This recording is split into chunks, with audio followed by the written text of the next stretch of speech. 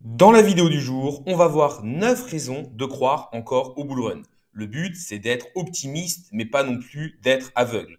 Comme vous le savez, je vis aussi cette baisse comme vous. Après, c'est vrai que moi, j'avais pris des profits aux alentours des 70 000 dollars lorsqu'on avait franchi le nouvel ATH. J'avais pris des profits plus importants lorsqu'on avait passé les 100 000 dollars sur Bitcoin. Et ensuite, j'ai repris des profits lorsqu'on a cassé le range à la baisse et qu'on est venu le réintégrer aux alentours, je crois, des 92-93 000 dollars. L'objectif étant d'avoir une gestion active et de rester exposé au marché tout en ayant beaucoup de liquidités et de stablecoins pour pouvoir, lors du prochain bear market, pouvoir vraiment racheter énormément. Donc là, on va essayer de regarder les raisons qui nous disent qu'on n'est pas encore en bear market.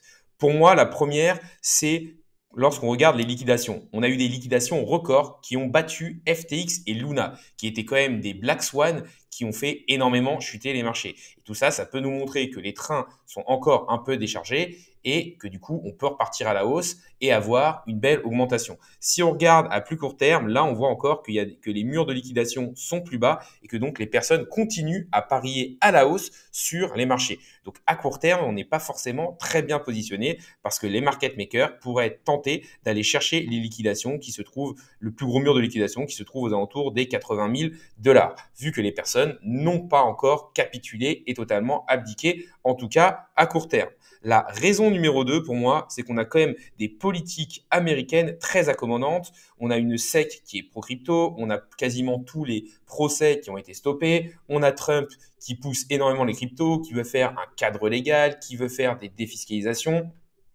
On a les US qui ont voté pour la réserve stratégique en Bitcoin. Il y a énormément de choses qui vont quand même dans le positif pour les cryptos. Et peut-être que sur le court terme, c'est pas très bullish, mais sur le long terme, si les États-Unis commencent à vraiment acheter en crypto pour mettre dans leurs réserves, ça peut se répliquer sur d'autres pays et du coup, on va dire, faire que la volatilité sur le Bitcoin baisse énormément. La troisième raison, c'est la liquidité globale sur les marchés, ce qu'on appelle le M2 Global Supply.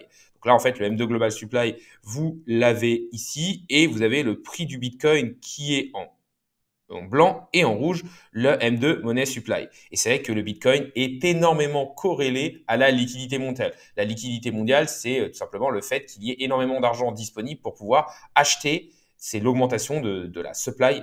Et on voit que depuis les derniers mois, on a eu une augmentation de cette liquidité et que pour l'instant, le Bitcoin ne la suit pas.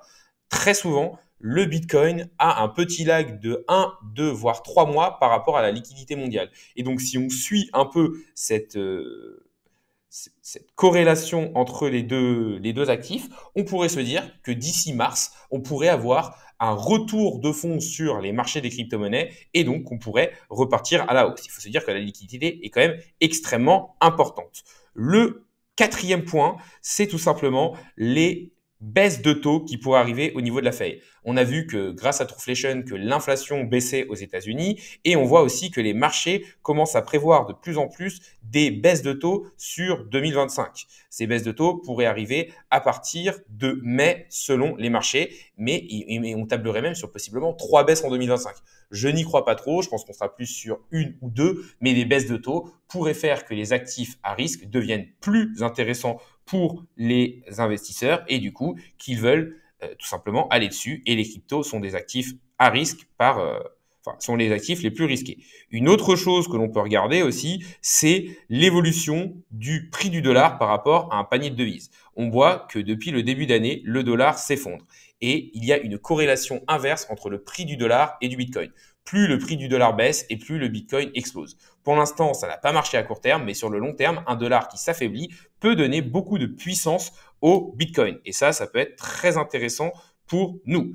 Une autre chose à regarder, c'est l'évolution du prix du Bitcoin. En effet, depuis sa création, donc maintenant 15 ou 16 ans, on voit que le Bitcoin est cyclique avec un enchaînement de 3 années de bull market ou de hausse, d'années dans le vert et une année à la baisse. Un cycle de 4 ans rythmé par le halving.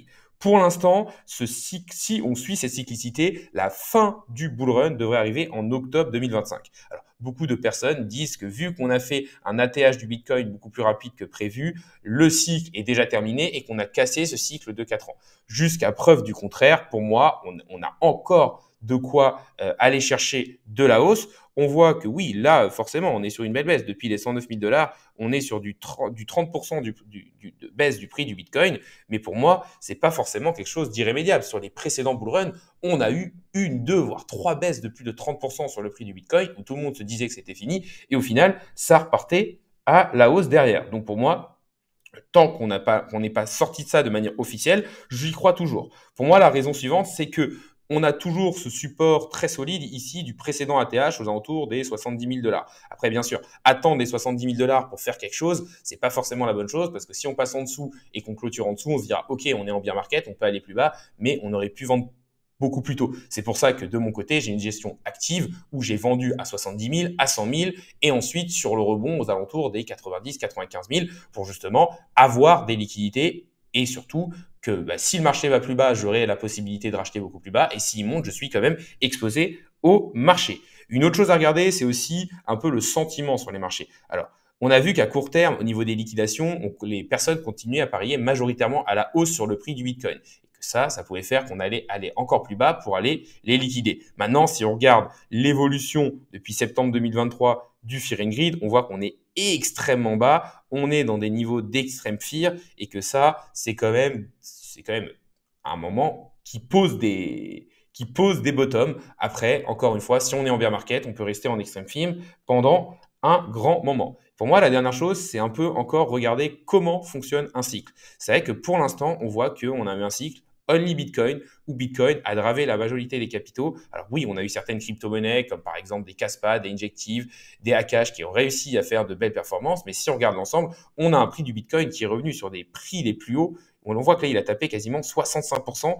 Là, on est sur une espèce de zone de résistance. Donc, je me dis que peut-être on pourrait se rapprocher d'une altcoin season en allant chercher justement une baisse de la dominance du Bitcoin qui n'ira pas forcément avec une baisse de son prix. Si on arrive à stabiliser ou à monter très doucement et que les altcoins reprennent de la dominance, on pourrait avoir une folie. Donc pour moi, le fait qu'on n'ait pas eu de réelle altcoin season, entre guillemets, pourrait possiblement nous montrer qu'on n'a pas encore fini le cycle. Après, il y a des arguments qui sont contre en disant que, en fait, il y a eu beaucoup plus de crypto-monnaies et que l'altcoin season, on l'a eu tout simplement par secteur avec, par exemple, les mêmes coins ou encore les agents IA.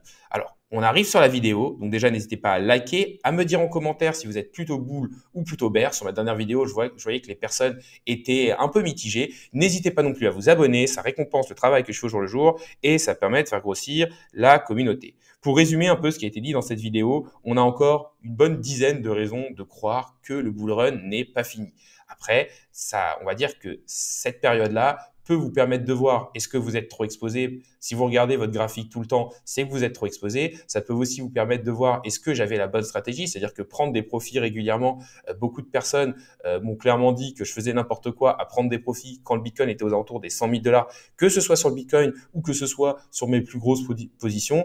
Et au final, on voit que si le top était aux alentours des 108 000 $, j'étais pas si loin du top que ça pour une partie de mes cryptos. Après, je suis encore investi et comme vous, je subis cette baisse. On voit que d'un point de vue liquidation, que d'un point de vue nouvelle, que d'un point de vue politique, que d'un point de vue liquidité, beaucoup de choses vont dans le sens du fait que le bull run ne serait pas fini. Après, voilà, il y a beaucoup d'autres arguments. Un S&P 500 qui pour l'instant est sur support, mais qui pourrait aller beaucoup plus bas, surtout avec la concentration dans les Magnificent Seven. Et si le S&P 500 se mange encore un 15 ou 20% de baisse, je ne vois pas comment le Bitcoin pourrait lui rebondir. La vidéo du jour est maintenant finie. Salut à tous et à la prochaine.